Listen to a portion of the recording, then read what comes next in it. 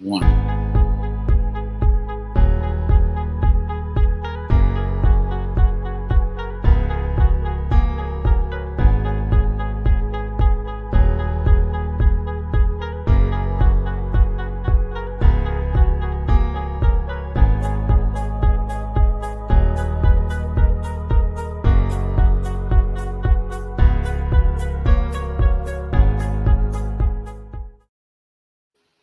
Hello, welcome to the Micheaux Mission, 2 Men, 1 podcast, every black film ever made. My name is Len, aka the Bat Tribble. Hello. And as always, I'm joined by my partner. He's down there. Hey, this is Vincent Williams. And tonight, ladies and gentlemen, we are doing a review that you, the listeners, has been asking for pretty much since we started the mission. We are going to the year of 1970 to review director Hal Ashby's directorial debut. It is Beau Bridges, Lou Gossett, Pearl Bailey, Micheaux Mission favorite Melvin Stewart, Lee Grant, and the grossly underappreciated Diana Sands in The Landlord. But as much as you have requested this, listeners, we're not reviewing it because you requested it. We're reviewing it because our very special guest tonight decided this is the movie that he wanted to see, and this was the movie that he wanted to review tonight on the Micheaux Mission. So, ladies and gentlemen, put your hands together for Scribe Video Center's very own Marcellus Armstrong. What's up, Marcellus? Hey, Marcellus. Hey, thank you for that wonderful introduction. And I'm really excited to be here with you, Lynn and Vince, to discuss one of my favorite films, The Landlord. Okay. And I'm doing good today.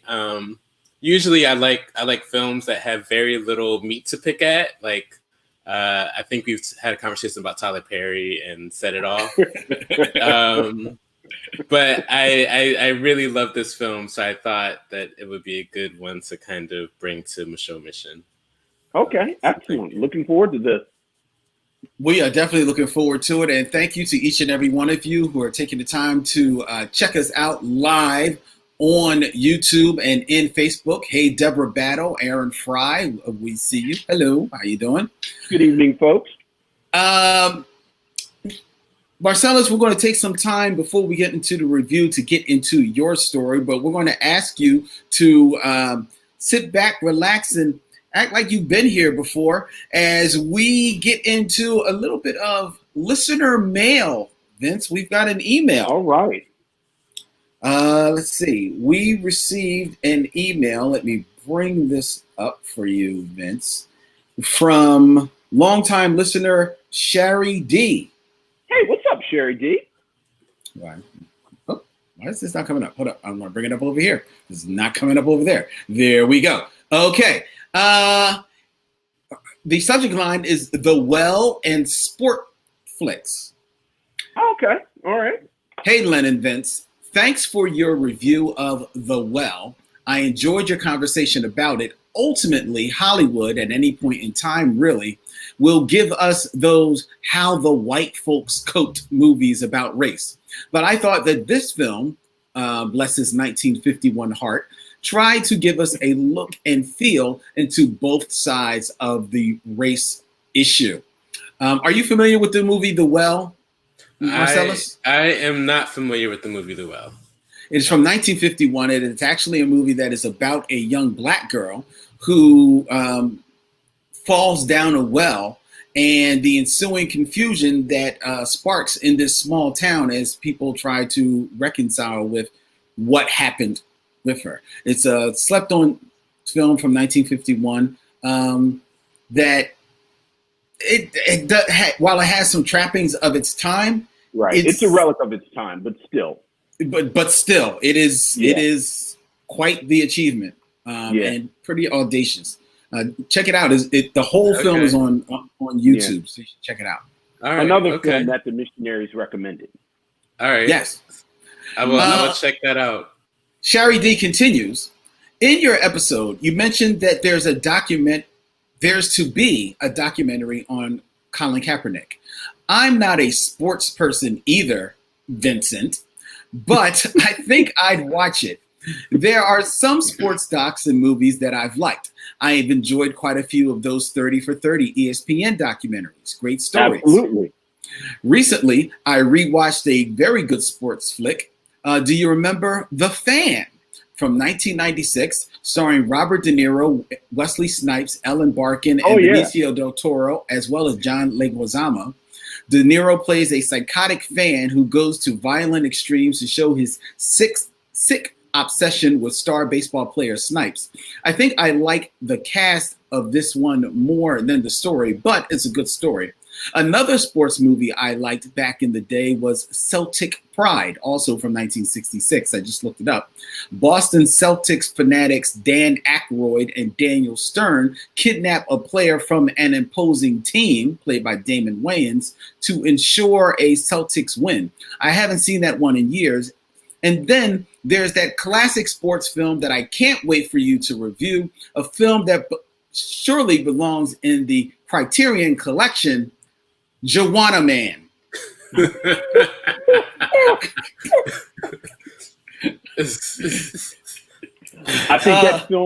think that film single-handedly kneecapped Miguel Nunez's career.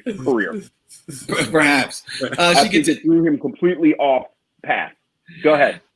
By the way, none of these three flicks focus on race, but I'm thinking that we wouldn't consider The Fan and Celtic Pride to be Black films because of the cast, and that we could consider Joanna Man to be a Black film because of the cast. Would you agree, or is that reasoning too simplistic? Thanks again for the great discussion on the well. Stay safe and be well. Sherry D. Well, do you remember these movies, Lynn? I definitely remember The Fan. Yeah. The Fan was it's not a great movie, like she said. It's not a great movie, but and then it handles the subject matter more seriously than Celtic Pride. But I think you have the same thing in Celtic Pride. I think you can argue they're Black movies because I do think, as someone who is not a sports ball fan, I do think that there is something really potent about the relationship between white sports fans and Black athletes. And I'd be interested to watch these films and maybe look for moments that kind of reflect that. Like I'm almost positive The Fan deals with it a bit. Yeah, I was going to say. I have to say I don't remember. I haven't watched it in years, but I feel like there was some of that energy there with Robert De Niro, kind of that working class sports fan, like that guy. Yeah. I think there's definitely more of that evidence in The Fan than Celtics Pride. Are you familiar with either movie, Marcellus? I'm not, but I would say that your argument I would say the same connection for Bring It On. Oh, God. Oh, speak on it, Marcellus. Speak on it. I mean, I just feel as though Bring It On is a very analogy for cultural appropriation, and the Compton Clovers really carry that forward throughout the film, Bring It On could be a Black film. We're laughing because we actually had this debate, a month ago? Yes, has it been a month? Like we had this exact same conversation. I mean, at the heart of it, the end, the moral center is that, you should not take from these cultures that you did not.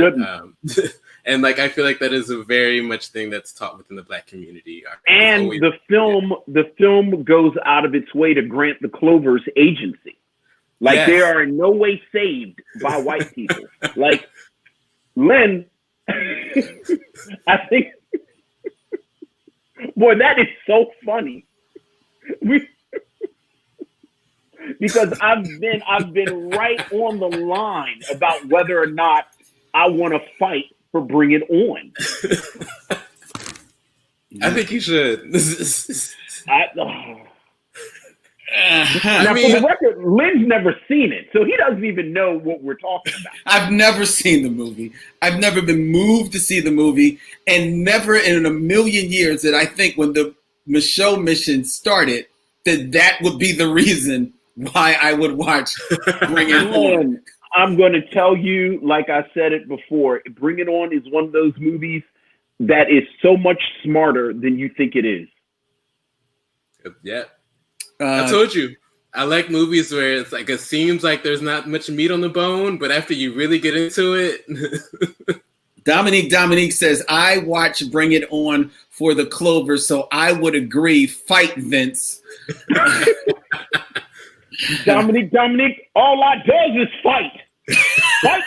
Fight. Lord. Oh, Lord. Okay. All right. Well. Safe for man folk.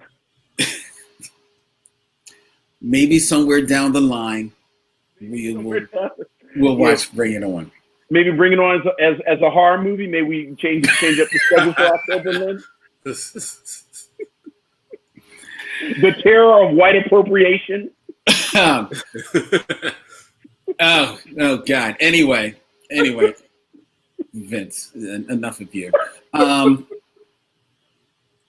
So thank you, Sherry D, and thank you each and every one of you that emailed us. If you would like to send an email to us, ladies and gentlemen, feel free to email us at micheauxmission@gmail.com.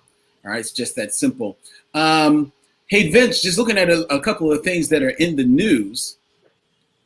Did you see that there is going to be, you can appreciate this as a lover of R&B. Okay. There is a documentary that Sony Pictures has swooped up for the distribution rights called Who You Gonna Call? Chronicling the life of Grammy-winning musician Ray Parker Jr., who created the smash hit song Ghostbusters. Really? Oh God, I didn't think you would be that fired up for it. Yes. Look, I think Ray Parker, don't get me started. You know Ray Parker Jr. in radio, kind of like he's really kind of like the connection between like that 70s kind of, you know, meat and potatoes R&B and that smoothed out 80s sound. Like radio really is the missing link in there. And I think that's going to be really interesting. The film, which will be directed by award-winning filmmaker Fran Strine, follows Ray Parker's struggles growing up on the racially charged streets of Detroit in the 1960s, escaping violence to rise in the music industry, where he toured with Stevie Wonder and the Rolling Stones at the age of 18. It then looks at his successful music career before getting the call, as it were, from director Ivan Reitman to write and perform the hit song for the '84 film Ghostbusters. Ray Parker Jr.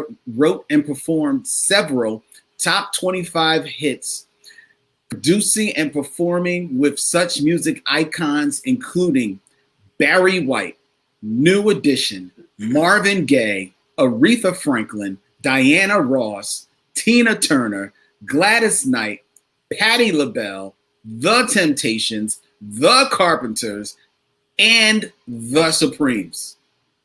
Yeah. And you know the Ghostbusters story. You know the actual Ghostbusters story.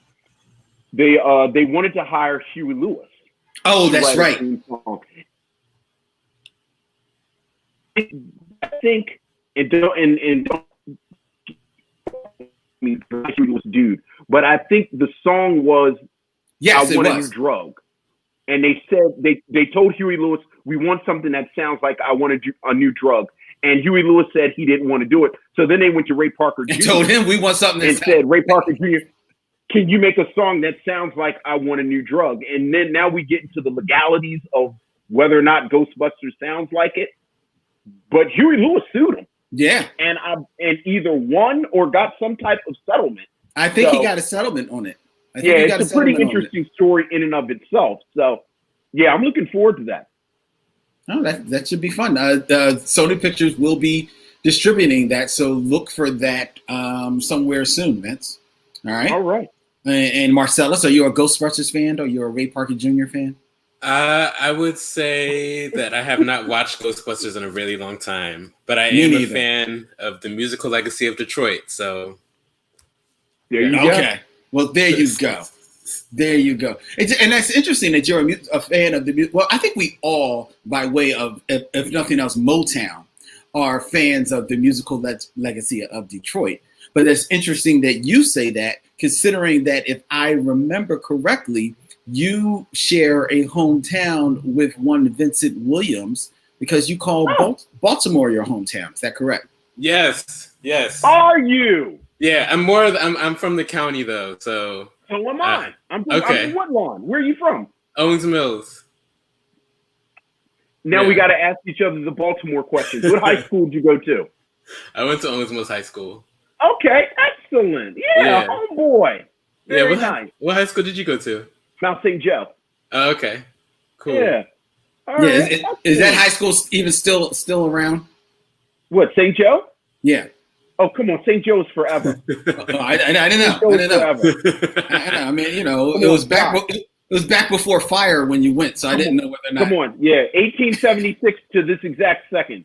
Mount St. Joseph Preparatory School for Boys is going nowhere. That sounds Fighting Gales. That sounds like the title of a really creepy Netflix horror movie. Well, okay, Lynn, this is your fault. What was the name of the documentary on Netflix? I just lost the name. About the abuse in the Catholic school. What? Everybody was watching it like a year ago. I don't know. I didn't watch it. I didn't watch it. It was my sister's school. Oh, Jesus. Yeah. Oh yeah. Oh, wow. What am I talking about, you all? Let's see if they're mentioning it in the comments. It was the big documentary. It was on like a year ago. The big documentary was Tiger King. I don't know what you're talking about. No, it was like a year ago. Tiger King was abusing girls too? He was killing tigers and abusing girls? I can't believe I forgot the name of the documentary. Anyway, it was about my sister's school. Oh. Archbishop Kia. So, I'm sorry. I mean...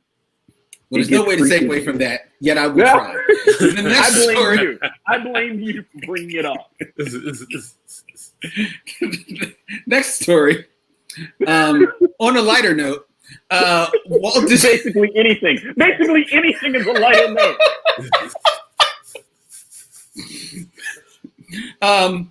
Walt Disney has set Oscar winner Barry Jenkins. The documentary was called The Keepers, Vince. You don't remember when everyone was talking about The Keepers? No. Yeah. That was my sister's school. Thank you, James Girl 0512 on YouTube. That's right. It was The Keepers. All right. But Barry Jenkins, Lion King. Yes. The Walt Disney Studios has set Oscar winner Barry Jenkins to direct the studio's follow-up to the 2019 blockbuster The Lion King. It will also, like that film, be written by Jeff Nathanson, and who's already completed an initial draft of the script, as a matter of fact. The film will continue with the photorealistic technology that director Jon Favreau used in that film, as well as in the Jungle Book. There's no release date set yet, but it is understandably a top priority for Disney after the last film grossed $1.6 billion worldwide. Wow. The remake? Oh, yeah. The remake was a monster of a hit, dog.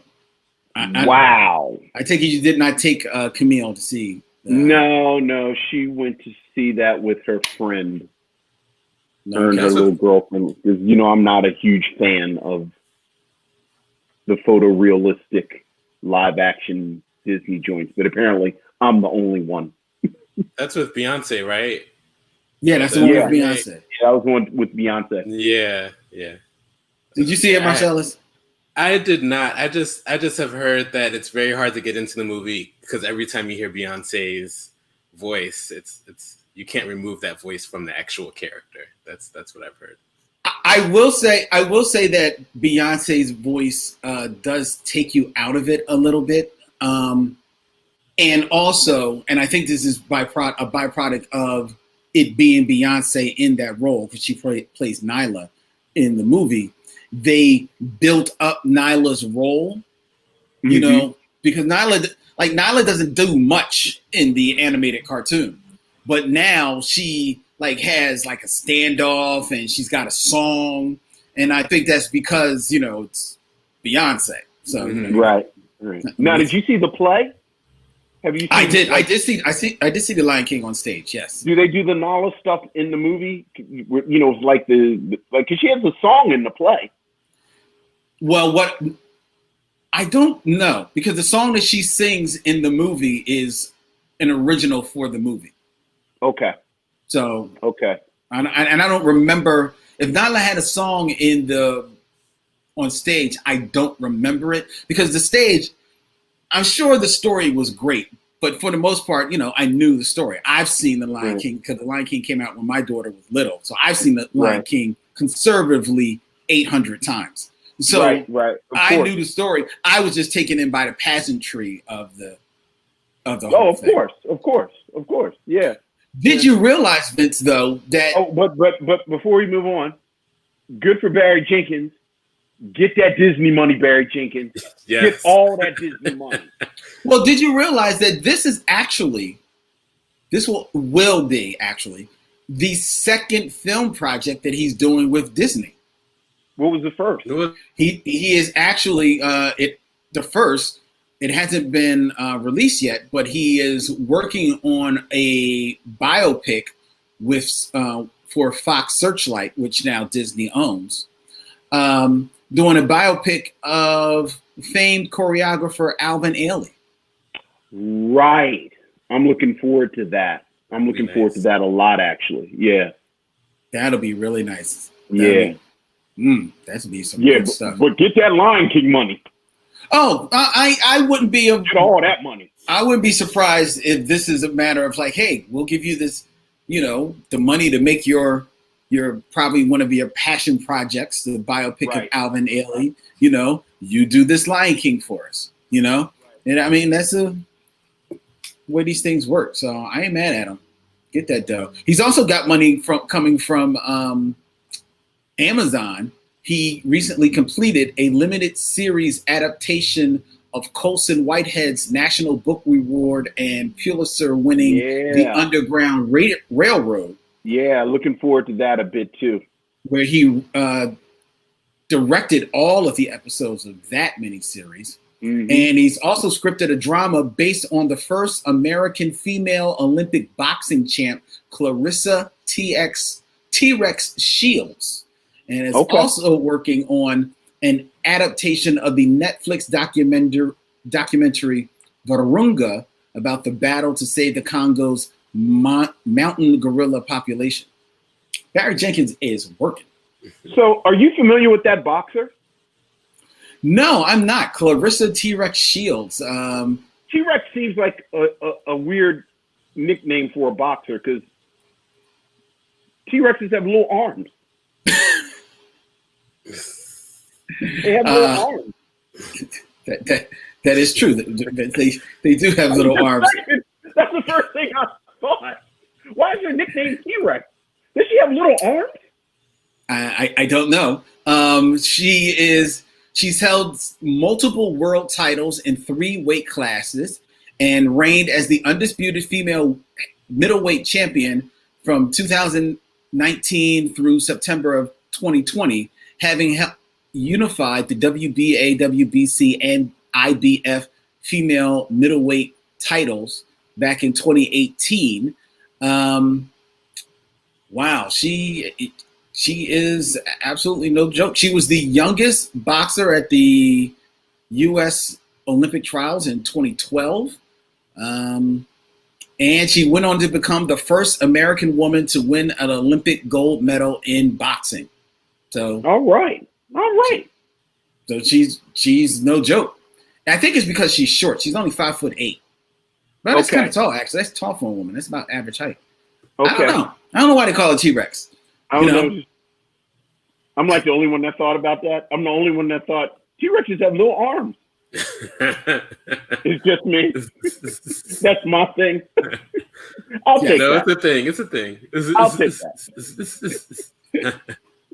I'll take that. Last little story. The Hollywood Reporter did a story about the change in doing makeup and hair in Hollywood for Black people. They interviewed a number of celebrities of that time and in Hollywood now, and a lot of stylists, and talked about how it's been changing and people are paying more attention to the makeup and styling in Hollywood. They quote, reading from here, in regards to Cicely Tyson. Because of the bad experiences she had with white makeup artists early in her career, Cicely Tyson says that she has never watched herself on screen. Wow. Because by the time we were finished, we looked gray rather than black. It was very uncomfortable to look at yourself because it just didn't look like me. Wow. While much has changed since Tyson came onto the acting scene during the 50s, many Black actresses are still bringing their own foundations with them. And though such Black shows as Insecure, Greenleaf, and Queen Sugar have fostered inclusive sets with style pros proficient in working with Black hair and skin, as Gabrielle Union's recent travails on America's Got Talent attest, to this day, actresses say that on sets with predominantly white casts, they aren't provided with hair and makeup people who know what they're doing. The fact, says Cheryl Lee Ralph, is that it is that this is happening. Says, I don't matter. It's a very cool report that they've got. It's linked in our Facebook group for people to check out and read. Yeah, and we've talked about this a fair amount with this issue with makeup and how it's almost striking when people get it right. Mm-hmm. Like I've actually had a joyful moment the past couple of days. One of my good friends started watching Lovecraft Country. Okay. So like we got to watch him experience Lovecraft Country in real time. Mm-hmm. And you know, we of course had a whole conversation about the character Ruby.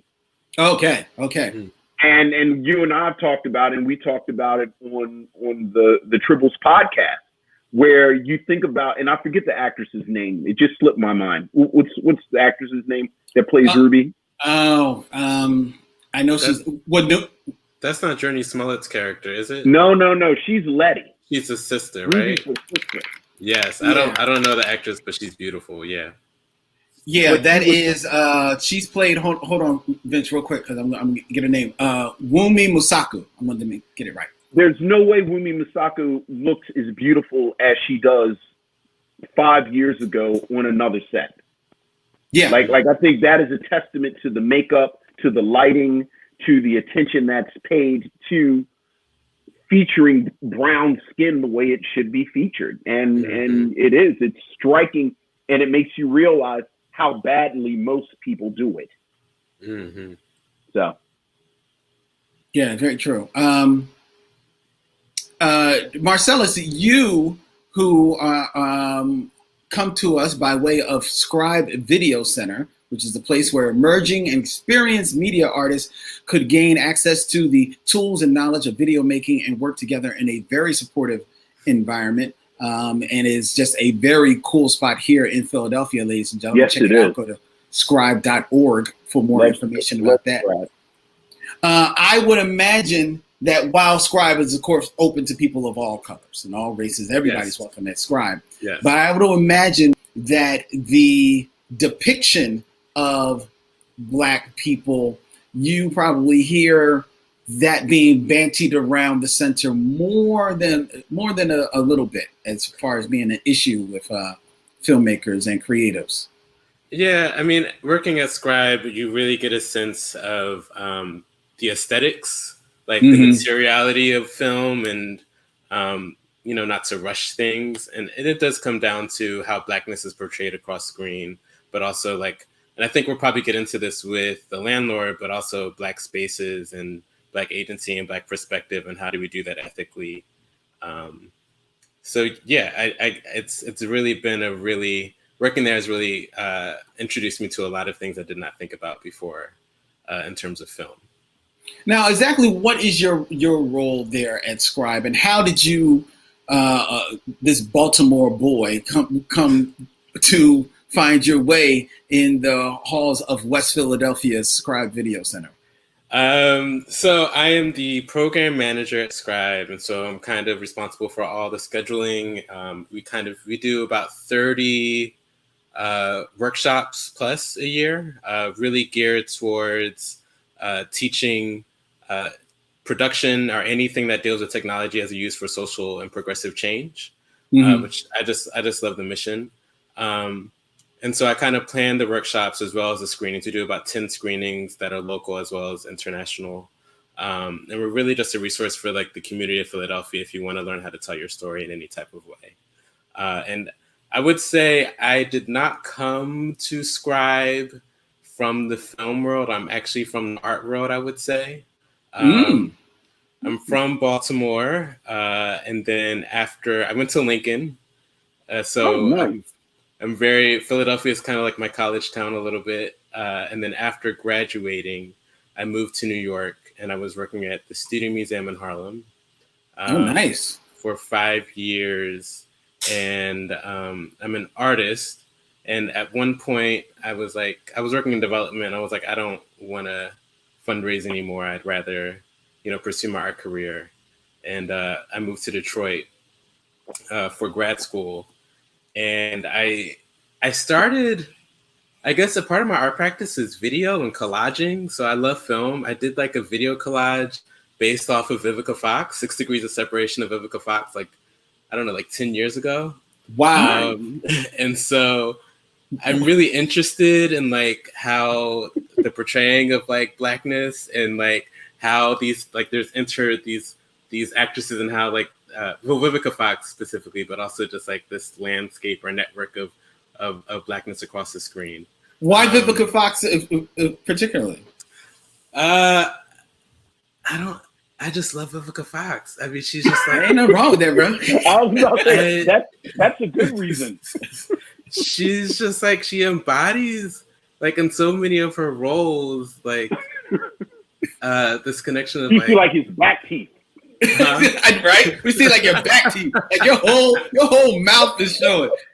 Your tonsil is it's physical.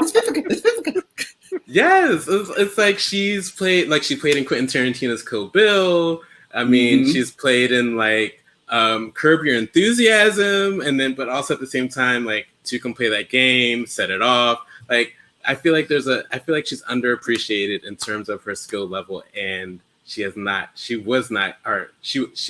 been given the opportunity to really showcase her breadth in the same way of I don't know, Angela Bassett or Meryl Streep.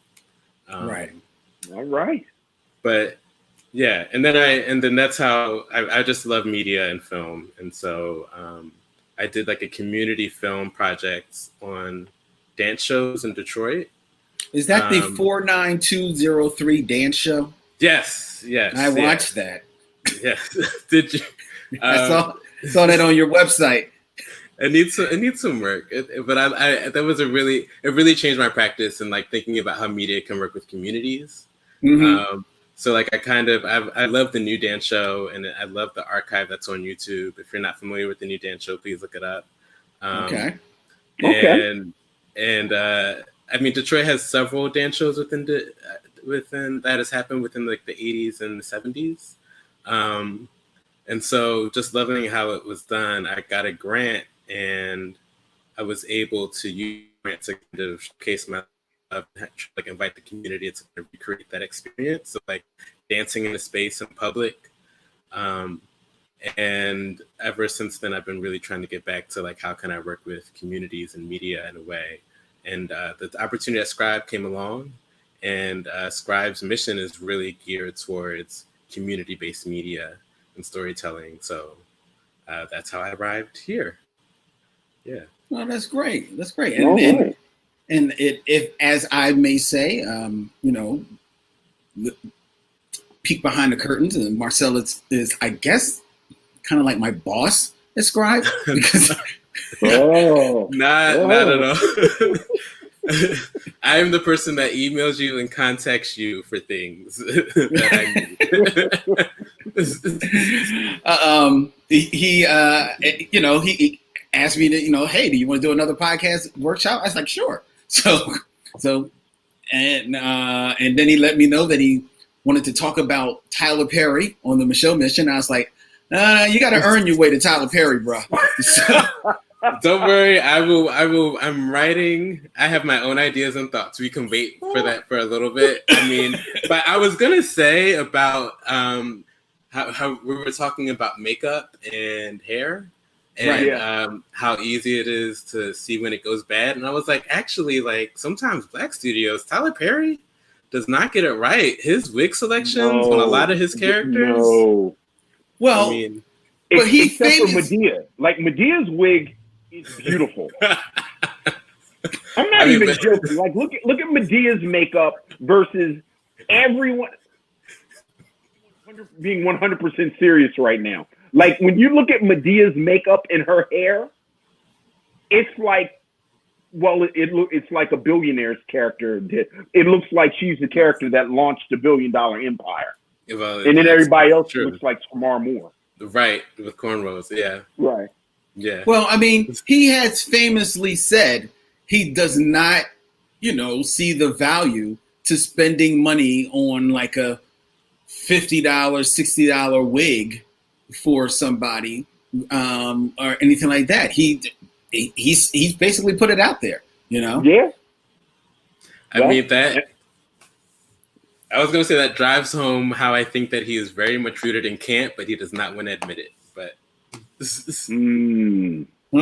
okay, all right. That's a conversation for another episode, ladies and gentlemen. That's a whole different conversation. That's a whole other conversation that now suddenly I want to have. See, this is what happens, Vince. This is another peek behind the curtain, ladies and gentlemen. Vince is very selective about the people who come on as guests. So if you are on as a guest, that means Vince has checked you out and said, okay, he's given the okay. But he's also selective about it because he knows what happens is that someone will come on, he's vetted them, they sound like they're okay, we'll get in a conversation, and the next thing you know, Vince wants to have them back. Hey, can they come back next week? Can they come back the week after that? He just wants to keep having conversations. Like, let's talk about some other stuff. Exactly. But I guess we should talk about the movie. We should talk about the movie, Vince. So with that, ladies and gentlemen, let's get into our review of 1970's The Landlord. All right. Is it trailer talk yet? And now it's time for trailer talk, ladies and gentlemen. This is what happens in the blank spot where if you listen to the podcast, there's actually the trailer playing. Right. But since we can't play the trailer here on our live stream because that would be copyright infringement, we bring you trailer talk, where we just talk about whatever the hell we want to talk about. Now, I usually have picked out something, but I didn't pick out anything this time. So, Vince, if you want to continue talking to Marcellus for a quick second. Oh, well, here's what I was wondering. I didn't want to eat up too much of the actual review. Besides Willie Dynamite, so what is Diana Sands in any other movie? She's not in a lot because she actually passes away 3 years after this. I was about to say, because she dies not long after this. Yeah. And we should probably save this for the review. but you 100% see how she would have been Claudine. Yes. Right. That's right. Because she was. Like you 100% see Claudine in this. Mm-hmm. That's right. Now we'll talk about that later. But I was wondering. It was like, wow, I was like, I didn't know Marky Bay was in another movie. I didn't even know her for this. And I didn't know Diana Sands was his. So now I'm wondering, like, now we just have to do the Diana Sands collection because I love her so much. Mm-hmm. She's the best. But that's all. I thought. I was wondering if you two knew of any other movies she was in besides Willie Dynamite and Raisin in the Sun. And then, I mean, before this podcast, I was trying to do there's some films on YouTube, like full length. I think Real Black uploaded a movie that she was in. I forgot what it's called. It's like Georgia. It was written by Maya Angelou. Oh, okay. All right. That's what I wanted to hear. So there's a few. That's the kind of information I'm looking for. Well, you can always trust Real Black. They will always absolutely. Oh yeah, that's the gold standard right there. Mike D. Yeah. Mike's got everything. Yeah, Georgia from 1972. So that was like, and she was in. Let's see. She was in An Affair of the Skin, Ensign Pulver, which was. So she was in a couple of things. What year is Willie Dynamite? Willie Dynamite is 1974. So she probably filmed that and Honey Baby. Right. Honey Baby, she passed away. Right. Okay. Yeah. Because I think she actually passes away in 1973. Yeah, I thought she died in 73. Yeah, so she probably had those films already filmed. Oh man, she had no children. Oh wow. What surprised me about this movie was looking at a young Pearl Bailey. I didn't know Pearl Bailey was ever young. But you know what? She's not that young. Yeah, that's the other thing. Yeah, she's not that young. Yeah, I actually like her. We should probably start because now I want to talk about the actual movie. Okay, we should. But I just came up with something I want to talk about real quick on Trailer Talk. Okay. All right, and this is it kind of trailerish because it's kind of it's a man moment. All right, it's a man. Okay. Moment. So I don't know, Marcellus. Do you watch Lovecraft Country? I do. I have not seen the latest episode, but I do. Okay. Well, then you are in for a treat. I'm sure you watched the latest episode, Vince, right? Oh, absolutely. Okay. So Vince, man to man, bro. Okay. Yeah. Now, first of all, I want to, celebrate that show because it showcases Black beauty in all its colors, shapes, and sizes, right? Yes, it absolutely. Does. No joke, right? Yes, that's a very politic thing that you've just said. Now go ahead and say what you really want to say. This is what I really want to say. There is a scene where you were talking about Wumi Masako, Ruby. Yeah. There's a scene where she comes walking through the garage up to the car that Hippolyta is in, about to pull off. And Ruby is wearing some high-waisted shorts. With her legs all out. Bruh. Oh yeah. Ruby and them red shorts almost broke the television. Bruh. I've had 4 different Ruby and them red short conversations since Sunday night. Bruh, them shorts, man. Yo. Yeah. And them legs. Oh my God. All right. We are on live. And this is all right. I'm just showing appreciation for a beautiful Black sister. Look, man. Look. That's the real secret weapon right there, Ruby. Anything you want to add, Marcellus? No, I think Ruby is a very beautiful woman. I mean, I look at what's the other guy? What's the main character that played him? Atticus Tick. Yeah. That's more my thing. But hey, it's something for everybody. Yeah. bruh. It showcases. I was just saying, the Lovecraft Country really showcases the beautiful of blackness. It's particularly when the clothing is right. I didn't know 50s and 60s clothing could be so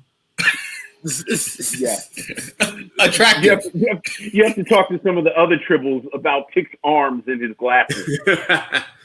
We've had whole episodes on the brothers' arms. Right. It's like Ruby Shorts and Tick's arms can have their own podcast. Yes, they could. I'd listen. Anyway, all right. Where were we? I think we're supposed to talk about a movie. Oh, we were, weren't we? You know what? And there was actually stuff from Twitter that I was supposed to read. I totally forgot. Look at you. Ruby done thrown you off your game.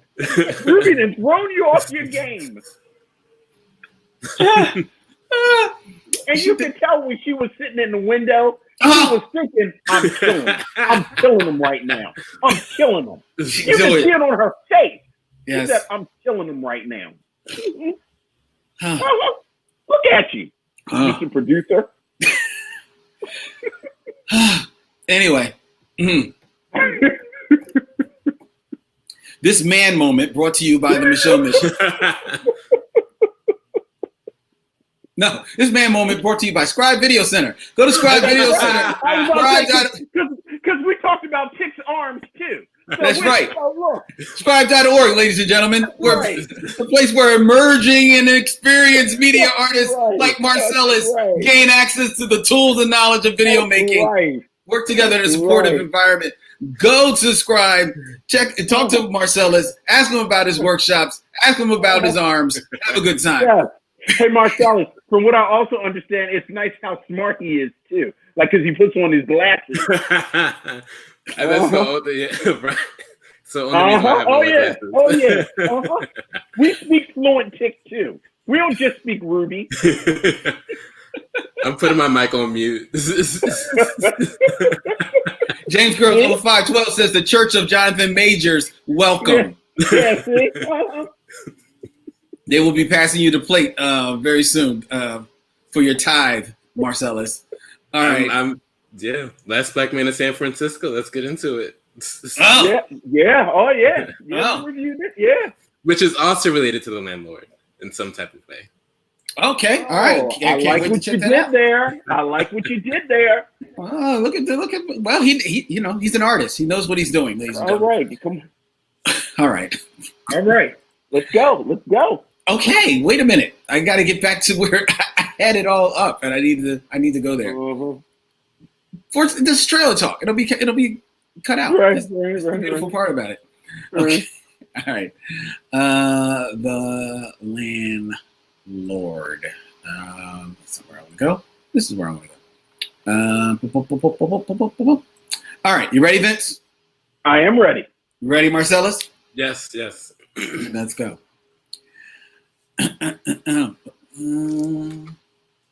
And I will be on the wrong thing. Hold on. All right, ready to go.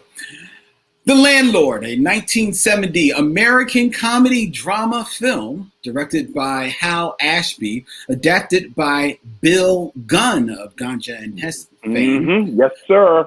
From the 1966 novel by Kristen Hunter. The film stars Beau Bridges in the lead role of a privileged and ignorant white man who selfishly becomes landlord of an inner city tenement, unaware that the people he is responsible for are low-income, streetwise residents. Also in the cast, Lee Grant, Pearl Bailey, Lou Gossett Jr., and the eternal Diana Sands. This film, Hal Ashby's first feature film as a director, was Marcellus Armstrong of Scribe Video Center's choice for our viewing and our review on the Micheaux Mission.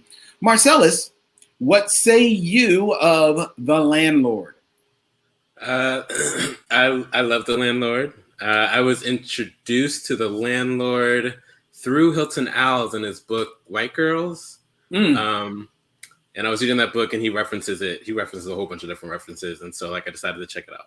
I love the film. I was not familiar with Hal Ashby's work, but I love the editing and the most about the film. And I'm a sucker for some good editing. Some people would critique that it might be over edited, and I'd be willing to really discuss that. The cast is amazing. The soundtrack is amazing. I was trying. The thing is that like when we're reviewing our critique, I'm trying to find like ways that I could really be critical about it, and so I have some critiques about it. You know, mainly always trying to use a white vehicle as a way to explore Blackness and some other ideas. Sure. Yeah. But I mean, I think it's a great film. Yeah, I would. There are many people who agree, even though the box office at the time does not bear that out. You said that you were introduced to this film when you first watched the film. What were your first thoughts upon checking out this film and what it had to say about the Black experience in 1970? I really appreciate the moments where there's like this kind of subconscious or dream space that's kind of happening out of him, and it's not. I mean, sometimes you feel like it's Elgar's, like what's going on through his mind, but then there's other moments where it's not the case. And I think one of my favorite scene is when they have the rent party for paying Elgar the rent, and in that moment. Like he's getting drunk, he's dancing with Diana Sands, and then he gets blackout drunk. And then there's this moment where there's like this collage of people within the neighborhood talking about Blackness. And the monologue. Yes, and I love that. I love that part. I think it's so beautiful, and so and it really a testament to how the film would not be the film without Bill Gunn's. There it is. Screenwriting. Like without that, the film would not be what it is without Bill Gunn and really sticking to that script.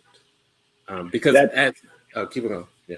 No, please, you go. They hear me talk all I was just gonna say, like I was trying to look for the script, and reading the script is almost kind of like a poem, because those moments where it like cuts in between what is going on from the day-to-day dialogue, Bill Gunn wrote in the exact, like those moments where it cuts to that dream space. And so I felt like that was really interesting to kind of read the script and then actually see that come through the film. There was a line in that scene what you're talking about where, you know, he's all drunk and everybody's very accepting of him at this rent party. But ultimately, as the liquor and whatnot starts to flow, and people want to speak their mind to him, and they start talking to him about, you know, being Black in America. And there's one line someone says to him, you whites screaming about miscegenation, and you done watered down every race you ever hated. How about that? Yes. Yeah. I was like, yo. Yeah. I want that on a t-shirt. Yeah. I think this is a film. I think this dare I say is a great film. I think this film has great bones. Like I think I do like Hal Ashby's direction. I think this cast is fantastic. We've talked about, Beau Bridges. I think Beau Bridges has a difficult job for a modern audience because, as you said, this is very much, at least initially, one of these white fish out of water, and then the blacks kind of provide the pardon the pun, color. So that to modern eyes, this is a character that we would be dismissive of and or find insulting. But Beau Bridges brings such great humanity and humor to it that it's almost impossible to hate him. Marky Bay, who we know from Sugar Hill, that's the only thing Lynn and I have ever talked. But Marky Bay is really good in this. Louis Gossett Jr. is not in the film a whole lot, but the part that he's in, he's really good. We talked during the break about Pearl Bailey, and Lynn said that Pearl Bailey looked young, and then I said, and she's actually not that young. And the reason I said that is because in my mind, Pearl Bailey was always a lot, like just a lot of personality. Okay. And I like her a little older because it's like it takes her down just a maybe notch. slowed down a little bit. Slows down just enough that I like her. And what I realized is that I wanted a two-woman play with Pearl Bailey and Lee Grant. Yeah, right. Good. Like Lee Grant. So this cast is fantastic. You mentioned the soundtrack, Al Cooper and the state, the music is fantastic. But like you, I actually came at it from the other direction where now I'm kind of curious to read the novel because Bill Gunn's script is amazing. Talking about things that we've talked about here on the show, I'll speak for Lynn. We are huge fans of Ganja and Hess. And I think part of what made Ganja and Hess such an experience is this almost dreamlike quality that it has. And you see that in The Landlord, in these sequences, like you talked about the sequence at the party. I love this ongoing kind of hallucinatory scene of this classroom. Yeah. And it doesn't really land until the end. And you realize what's going on with the classroom. I love the use of white space and whiteness as a color with the white people and how that works. And then, frankly, I love the fact that it subverts this sort of this type of movie. Like this is the type of movie where the white guy comes to the ghetto and things happen, then he learns a lesson, and then he kind of goes off and he's a better person.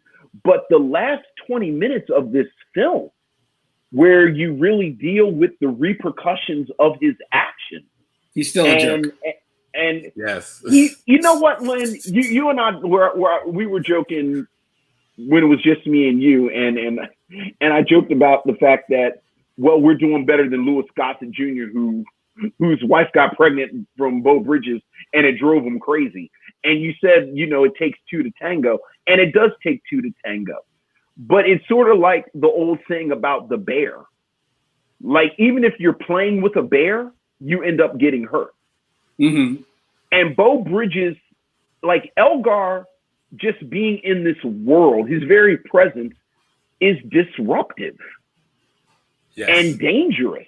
And I love how the film shows it, that even when he's, not trying to be a bad guy, just him being there disrupts this community. So I liked the movie for about an hour. And then, like I said, the last 20, 25 minutes, I said, oh, this is something special.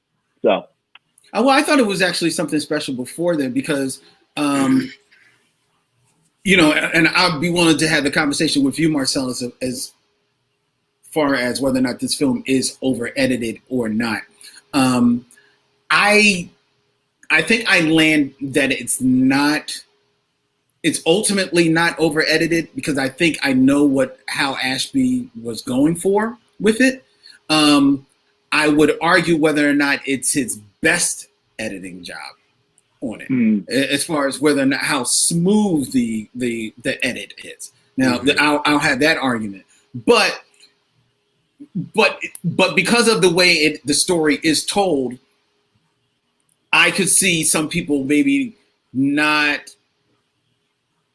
it turning some people off the film a little bit because it does go from sometimes being more of a straight-on story to more of a dream sequence to then more satirical where you have, something happen and then the film cuts to somebody in a totally different place making some type of reaction to what happened before coming back, So I can see that maybe throwing some people off. I'm with it. And especially in 1970s, I think that level of storytelling editing was only just becoming the vogue. So not your average moviegoer is not caught on to that language of film yet. So it could definitely be jarring for them. That notwithstanding, I still think it's a great film. I love the subversion that you were talking about, Vince, in that this movie is perfectly set up for it to be the white guy goes into like the ghetto, tenement, and then meets wild and crazy people. Yet, what I appreciate is that the people in this tenement who are decidedly, of the street, of their neighborhood, of that time, but they are more human than his family. His family are the cartoon characters. Yes. Right. His family are the buffoons. His families are the ones that are oblivious to everything that is going on. They and it is their privilege that is actually ratcheted up to 11, to use Spinal Tap terms, in this film, so that it is almost laughable. So, and I appreciated that because that, one, I think helps you feel for Beau Bridges' character, help you feel for Elgar, help you relate to him at least a little bit, because you realize, oh, he's coming from these knuckleheads, so he's the most sane of a whole bag of nuts. And it kind of waters down the fact that he is still first and foremost a bit of a jerk.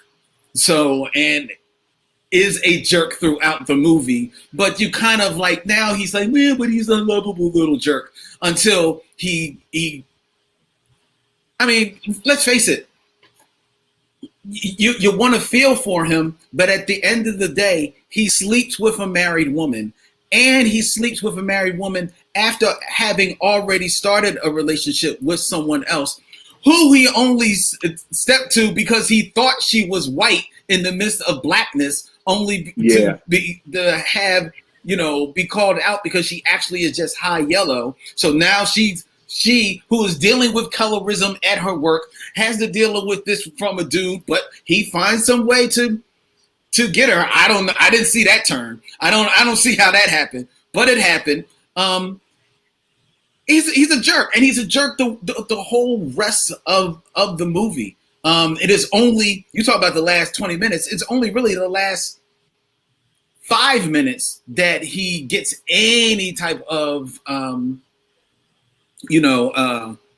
reclamation of who he is once the baby is born.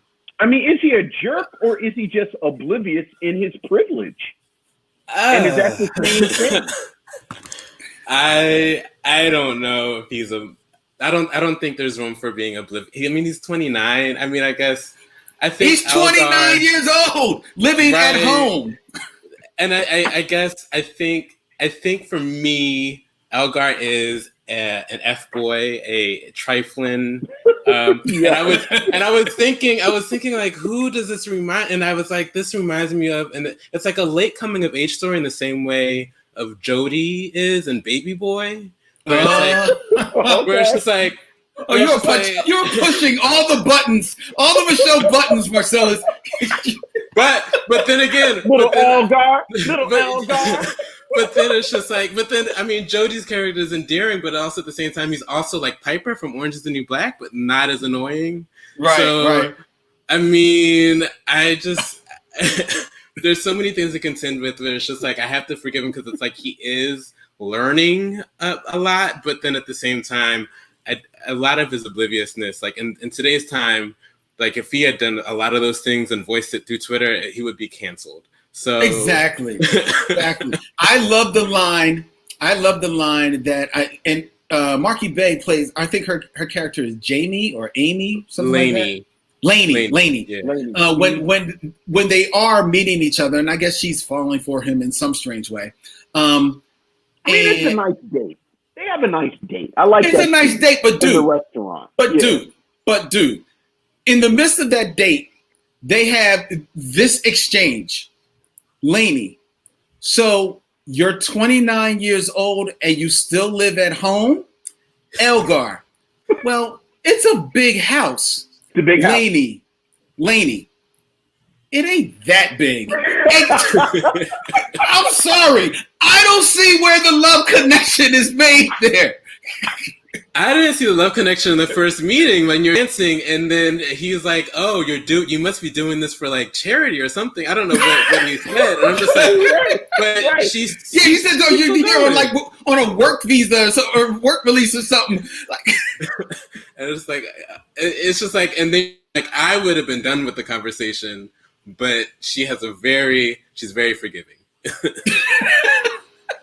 And I suspect it's not the first time she's had this type of conversation. And that actually made me question at the end. I was like, I don't think they live happily ever after. But then after we're talking about Laney's character and how forgiving she is, maybe they do live happily ever after. I mean, or at least they make a go of it. I mean, even the way she says, "Oh, just come on in." Like that wasn't like he didn't sweep her off her feet. Yeah. So I actually like that. Hey, 5 years from now, we've seen this story as far as Black women. Remember, nothing but a man. A guy has a baby with someone else, and now his Black woman is the one. Yes, okay, bring him home, and we'll do what we got to do. You talking about Nothing Like a Man? It's that great scene in Fences. Right. It's a great scene in Fences. And she says, I'm going to take care of this baby, but you are no longer welcome. Well, Laney didn't say that. Laney didn't say, or at least not when the credits roll. Like, all we know is that I'm with Marcellus. Like, the movie ends. We don't know what ends up, a year from now. Right.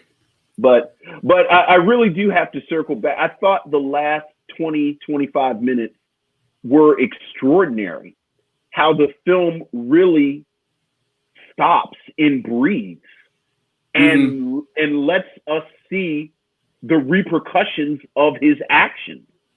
I mean, as you said, Diana Sands, like there were two people in that room, but this really was this disruption of this family. And when Diana Sands makes the declaration that she's going to put the baby up for adoption, and she wants Elgar to sort of take lead with it, and she tells him, but just make sure the baby is raised white. I want him to grow up casual, like his daddy. And there's such venom in there. Yeah. And but that's casual is such a great word for Elgar. Like, he just sort of goes through life kind of nestled in his privilege, doing all this stuff. And I'm going to keep using the word disruptive. Like, he just disrupts this whole community on a whim because he's looking for an apartment. And I think that I was really thinking about that casual line as well. And I think what is I guess the attraction, because I was really trying to think about like why Diana Sands' character would be like, you have a whole like why it even went there, risk right? At all, yeah. Right. But then I was also just like, they had that conversation on the couch where she was talking about her husband Kopi and how Kopi wants her to be more Black, and then his response is that that's ridiculous. You're beautiful. And so in that moment, it's just like, I think the part of casualness is that you don't have to, concentrate on color. You don't have to exist in the world where like everything you encounter has to do with like how you look by appearance. And so I was kind of thinking that like Laney was gravitating toward like this kind of freedom of casualness. And well, the film really does that. I mean, there's that great, when you want to talk about collage and editing and sequences, it's that great moment where Elgar goes out to the son, to Diana Sands' son, or goes to the school, and he's taking black kung fu, and they're down there training for a war. And Elgar thinks that the boy should be rolling down the hill because to Elgar, that's what kids do. They roll down the hill and they frolic. And the two scenes that you have that wonderful black kung fu scene, and then you have the scene with the school at the end where the message is black kids can't do that. Like, black kids have to get ready for this world. Mm-hmm. So, yeah, I want you to raise him white so he can be casual, like his daddy. Deborah Battle said that her favorite scene was actually that classroom scene at the end of the movie, where he goes to Melvin Stewart's classroom, and he went there in, like, he's kind of like been mocking Mel Stewart's character throughout the film. Right. Because another great actor, another great character actor. Because he says, like, he's a professor, and, like, he's mocking a professor of what are you teaching these kids and everything like that. And then when he actually then goes to the school and sees how educated and worldly these, and this is not a high school. These are, like, they're maybe 6, 7, 8 years old kids, that were speaking eloquently and intelligently about mathematics, about social studies, and I don't mean just like Germany is over here. No, they're talking about like politics and everything like that, and he just couldn't even imagine it, because just suppose against the other classroom scenes that you said that are interspersed in the film, which is the white class and a white teacher asking, how do we live? Mm-hmm. These students, and you never really get the answer, because you see it in the privilege that he displays and his family displays, as opposed to how life has to be when you are Black, even from a young age. Yeah. And that question of, like, how do we live? And then in the classroom scene at the end, the question is, like, what is relative knowledge? And so like, just those two, how do we live versus relative knowledge? It's like, I think they also kind of give this vehicle for, like, life is relative to what you know. And if you don't step out of those boundaries, you won't, it'll just be kind of a sheltered existence, but also just in terms of relativity and knowledge. And I don't know where I was going with that. Anyway, it's cool. I want to go back in the room with Diana Sands and Beau Bridges' character Elgar, and Diana Sands' character is Fanny, I believe. Yeah, because she's called Francine, but they call her Fanny. Right. And in that scene, I thought, first of all, if people are lost, and let's face it, time has lost the power of what Diana Sands brought to the screen, right? I mean, she's a woman. This film is 1970. She's a woman who tragically passes away in 1973, and while she did some work, at the time of her passing, probably the vehicle of her dream is presented to her on her door, on her lap, and to be the star of Claudine. But she unfortunately is too ill to take on the role. So then it goes to Diane Carroll. And watching this movie, we talked about it during Trailer Talk, that you could really see her. She would have been perfect. See Claudine. Yeah. She would have been magnificent. And I love Diane Carroll and Claudine. But I think Diana Sands would have been magnificent.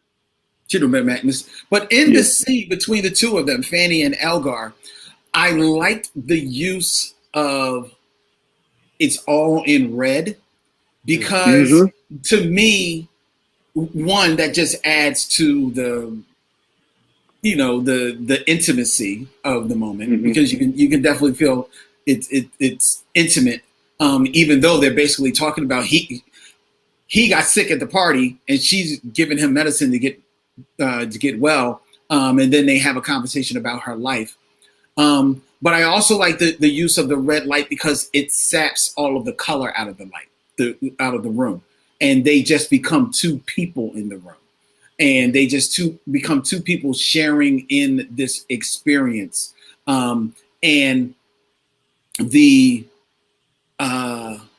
wistfulness and kind of like wanderlust that is on Diana Sand's, words when she talks about how she was voted Miss Sepia of 1957.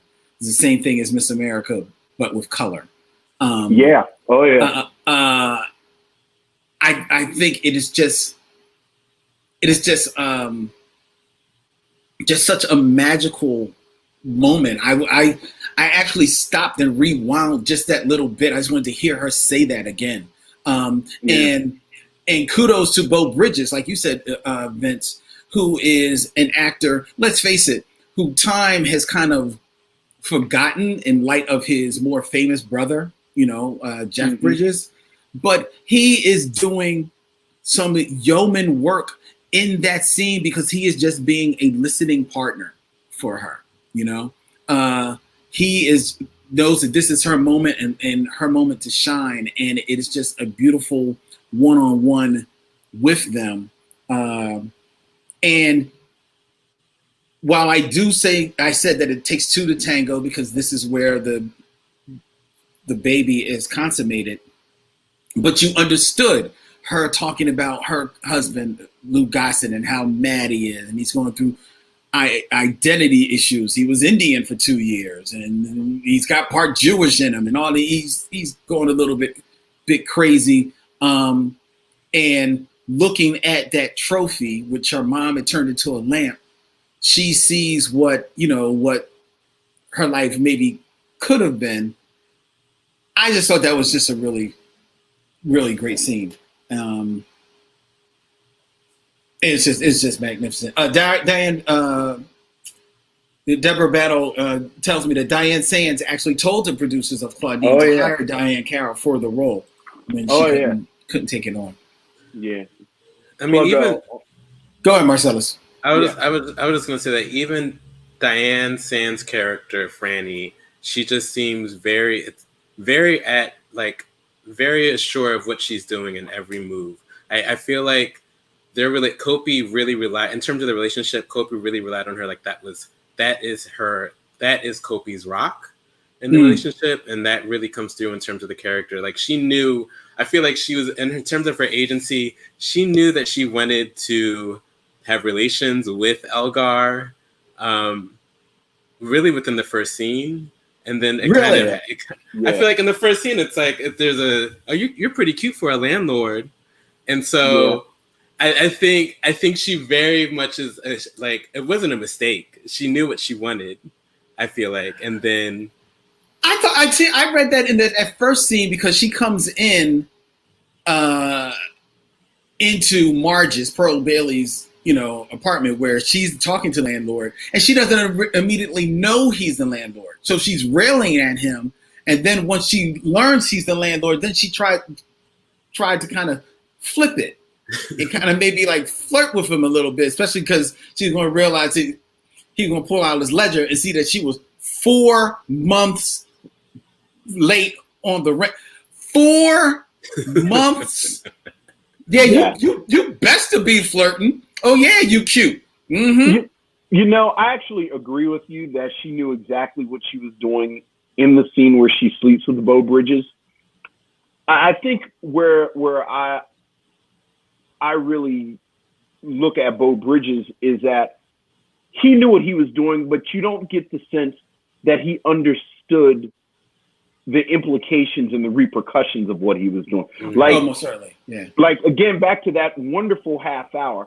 I thought the scene where he's in the apartment and he's just sort of real haphazardly playing house, and he's sitting in the chair and she brings him the ice cream, and you can tell he's completely oblivious to what has happened, how he is coming to this man's house.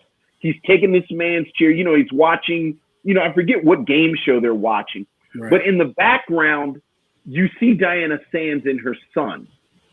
And you can tell they understand what's going on.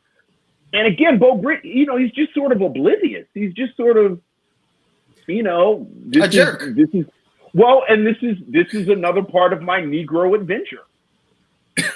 And I think that it's not just Diana Sands' character or the son. I think a lot of the characters knew how to play game with Elgar, particularly Pearl Bailey. She has that the whole scene when the mother comes to visit and Pearl Bailey takes her up to her apartment, gets her drunk, and then swindles her out of her card. Right. It's just like all of these characters know how to play the game, particularly with whiteness in the room. It's like, I can use this as a bargaining chip. I mean, even Marky Bay's character, like she showed, like as soon as she hooked Elgar, she quit that job. Like as soon as he dropped her off, and then they even like, don't think you can get away just because you got some blue eye, da da da da da. And it's just like, oh yeah, you're right. I can actually quit this job, and I'm sure I can probably So I feel like there's this exchange going on. But I had the question like, who is using who? Like, is Elgar using unknowingly, coming into this because I also feel like, I'll get back to this in a second, but I also feel like Elgar, I feel like the thing that this movie does that I think is also really, truly beautiful is that this fiction turned into fact. And so if you look at Park Slope now, it is exactly... How about that? Gentrification. And so within the film, Elgar knew that this is going to be the spot that I should buy an apartment now or buy a townhouse now because it's going to be, and then there's that scene where it's like, eviction powder comes into the room. And so it's like he's using community because it's going to be some use of value and he can get it for cheap now. But at the same time, he doesn't realize that the Black people within the community know how this works and can get what they want out of it. And then at the end, when he's going into his car and Pearl Bailey's looking at the window and is not as nice or friendly as she was in the other films, I'm like, she totally knew what she was doing the whole time. Yeah, beautiful shot of her. It's a beautiful shot of her too. Yeah. Mm-hmm. Do you know how much that tenement goes for now? Oh, that tenement has been changed. Has been broken down into 3 condos, and now goes for $3.5 million per condo. I'm assuming. No, I think for the whole building. Yeah. Oh yeah. Okay. Now, real quick. In regards to that great scene that Aaron Fry championed in U2 Marcellus between Lee Grant and Pearl Bailey, I would not be surprised. Lee Grant was actually nominated for Academy Award for supporting actress because of her role in this movie. I would not doubt if they just sent this scene because it is masterfully done. I gotta ask. Maybe it's a New York thing, maybe it's a Baltimore thing, maybe it's just something I never heard of. Were either of you familiar with pot liquor? I'm familiar with pot liquor. Yes. I don't know if I've ever seen anyone drink it out of a glass like that. Like I've seen people eat it kind of like a broth. Right. Yeah. But I didn't know it was called pot liquor though. Oh yeah, I've heard that before. I've heard pot liquor. I mean, okay. I haven't had it.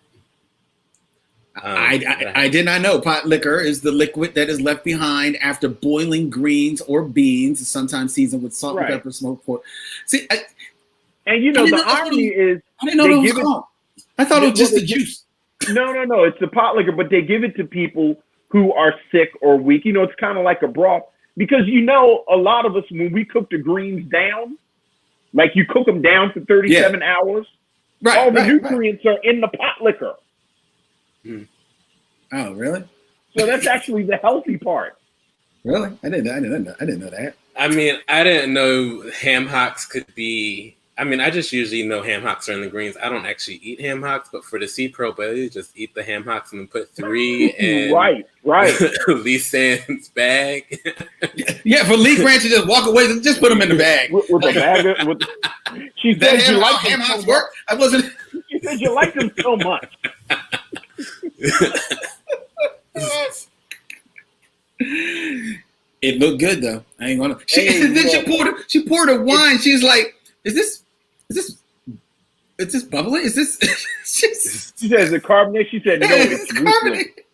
She said, "No, but it's ruthless." I'm telling you, this script is amazing. Bill Gunn, man. Love it. Oh my God. Aaron Fry says that his grandma drank pot liquor with a dash of Tabasco sauce.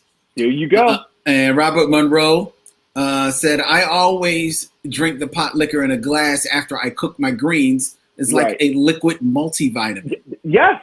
I've never seen people drink it out of a glass like that, but I've heard, people talk about the medicinal uses of it. A liquid multivitamin. Get out of here. I mean, I think that's what it is. Get out of here. Yeah, I'll just keep on taking my Flintstone chewables. Thank you. Crazy. So here's the question, though, appropriately enough. Is this a black movie? Marcellus? I would say yes. I had the same question as well. I mean, I would even say it's like you would question if Color Purple is a black movie, in kind of the same way. And I'll say yes because here's why I think the dream spaces are those moments of subconscious are integral to the film, because they try to.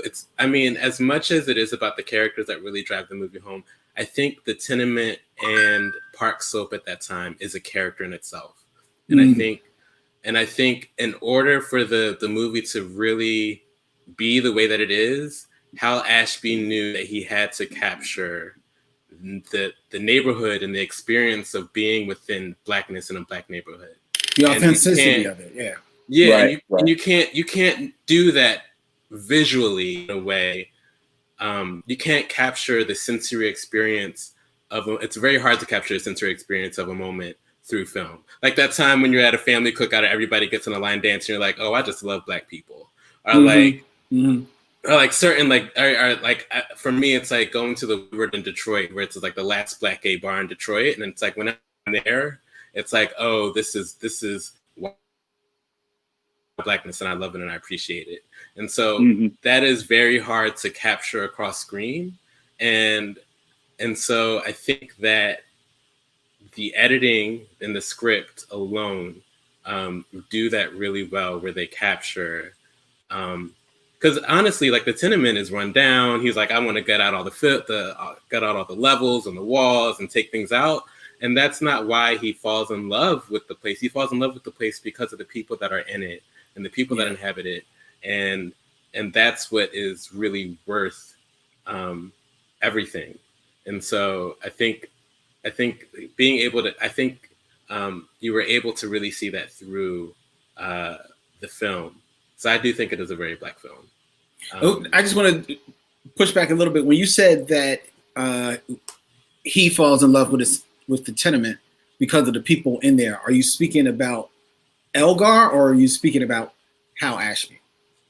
I'm speaking about, that is a good question. I'm speaking about Elgar, because at the end, I think he leaves it to, and maybe this is guilt. I guess you could argue that it's guilt, but he leaves the tenement to the Copes.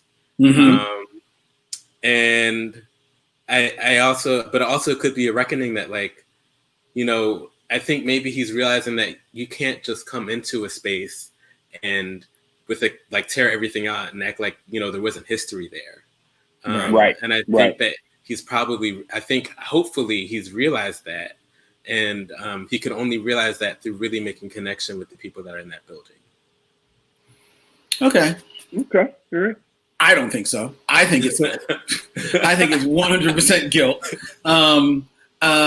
And I think he was like, well, this social experiment didn't turn out the way that I wanted, but I'm going to try to make the best of this situation. I now have a baby, and I'm going to try and do the right thing. But I think him leaving the house was pretty much guilt on his own, in his own. There was not anything else that he could do for them. You think it's a black movie? That being said, I do think that it's a black film. I do think it's a black film. I think this film is not the film that it is without these characters, without this story, without this history. I feel you definitely feel like you're in this place. This film was filmed on, it was filmed on location. It hired many of the faces of the neighborhood for the backdrop, for the extras, as well as in the crew as well. So I think that it is a black film, and it is I will also say that I think it's a film that is very important as a timestamp of this moment, of this time in Black America, more so than all of the films that will come out in the wake of this. This is 1970. It's hard to imagine that this film, as gritty, as earthy, and as realistic as it is before the blaxploitation era. Right, that's right. Because it's kind of like in the midst of blaxploitation era, as far as black films, that you have in Hollywood more of your grittier films that are coming out, Mean Streets and Taxi Driver and things of that nature. This film predates all of them, and that's why I said that I think that it is as underappreciated as it is. One, because it is a black film. It does speak about the black experience, and God knows white people do not want to put their eyes on the black experience at this time. That is definitely told in this story by Elgar's family. And two, this film predates the film language of the 70s. Hal Ashby was a man that was ahead of his time in that regards. Once he was able to direct on his own, he made his bones as an editor.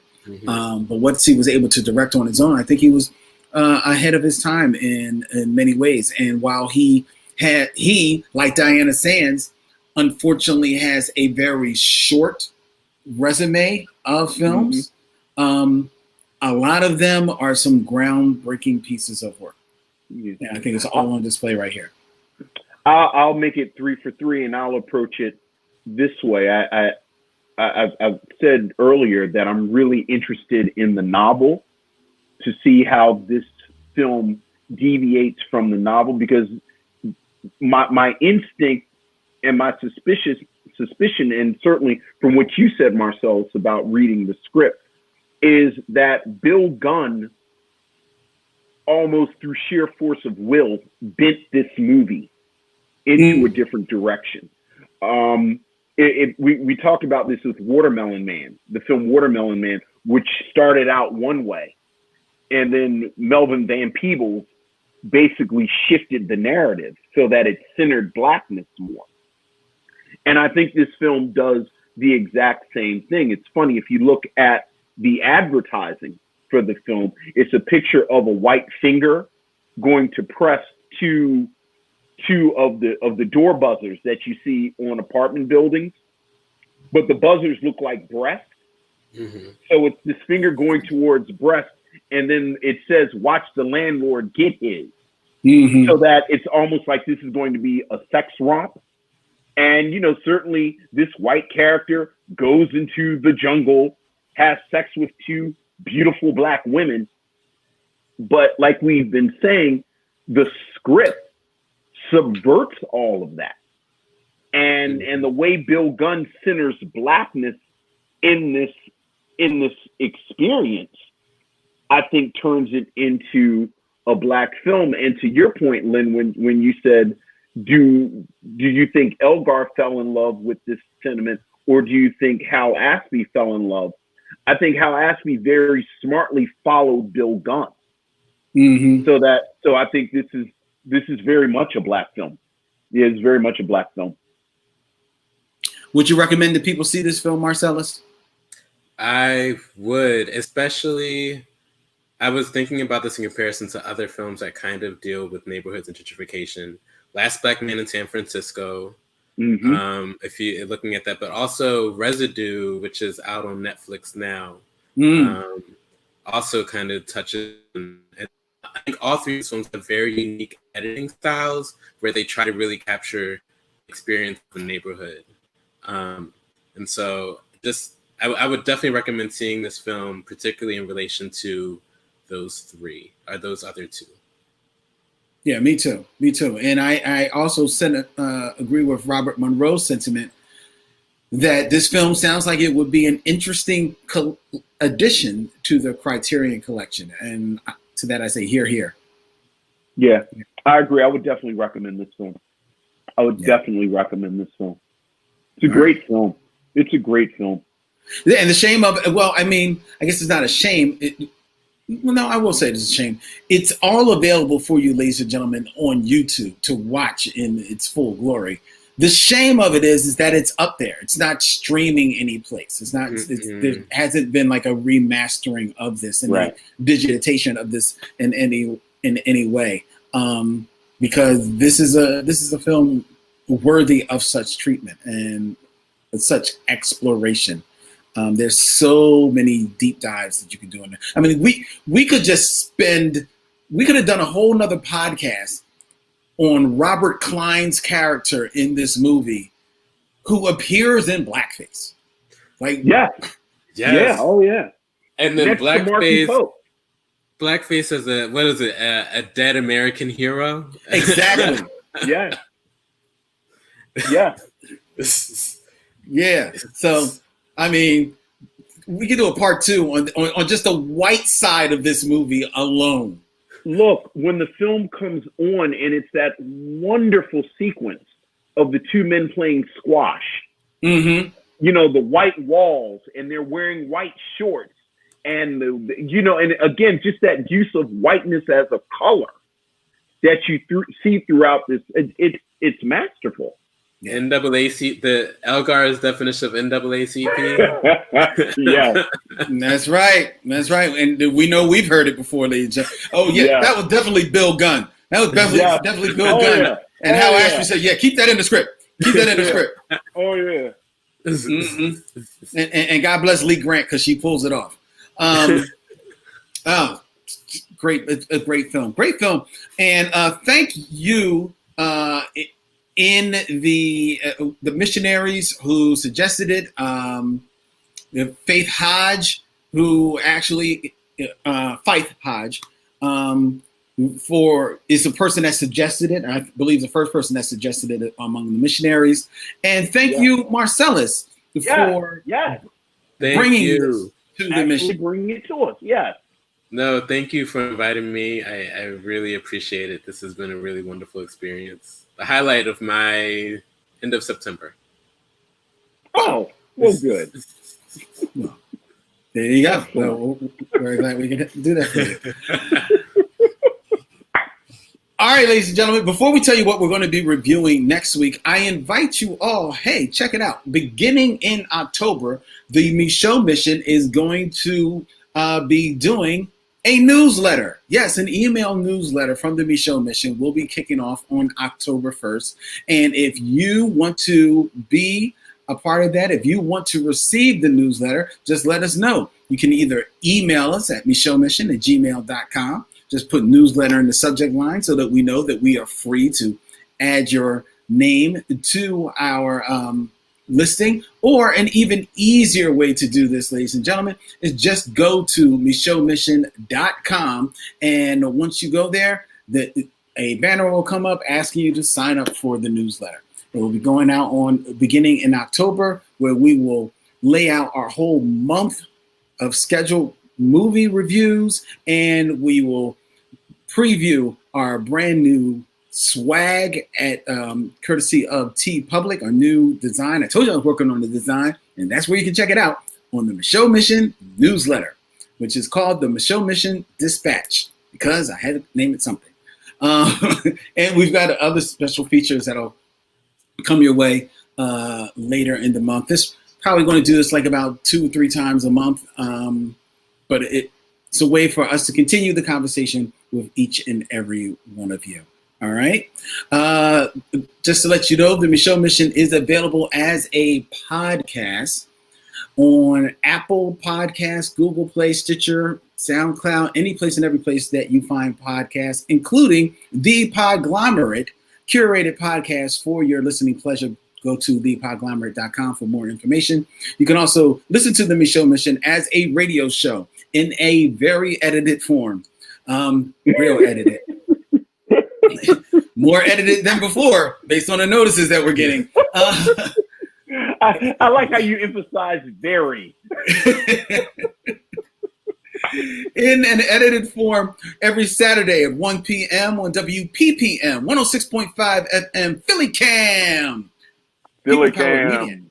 Here in the city of brotherly love and sisterly affection. And you can wake up with the Micheaux Mission every Monday morning at 9 a.m. You can get up with Marcellus and listen to the Micheaux Mission on WKBU 91.7 FM, the voice of Drexel University. And if you really want to help us out, you can like and follow us on all the social medias at Micheaux Mission, as well as become a member of the Facebook group Micheaux Mission, where we have a lot of fun talking back and forth with the missionaries. All right. October is coming. So that means here on the Micheaux Mission, it is time to go boo and do horror movies. Yes, and next week, Vince kicks things off as we go to that magical year of 2014.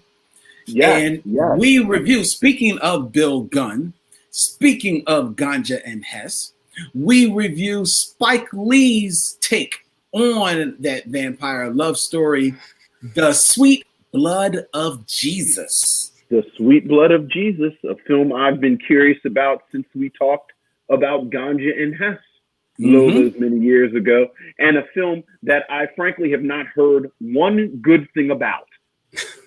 so I'm really curious about this film. I'm looking forward to it. Are you familiar with that film, Marcellus? I am familiar, but I have not seen it. Yeah, people are pretty passionate about The Sweet Blood of Jesus that have seen it. So I'm really looking forward to it. I'm looking forward to that as well. That will be coming your way next week here on the Micheaux Mission, ladies and gentlemen. If you want to get in touch with Marcellus Armstrong, our fantastic guest tonight from Scribe Video Center, you can go to scribe.org to catch up with them. But if they want to be a little bit more personal with you, Marcellus, how can people reach you? You can reach me via email, Armstrong, ARMSTRONG, @gmail.com. There you go. That is how you can reach me. Feel free to. I am available. All right. Well, thank you, Marcellus. Thank you, brother. Thank you, Vincent. Thank you, Lynn. Yes.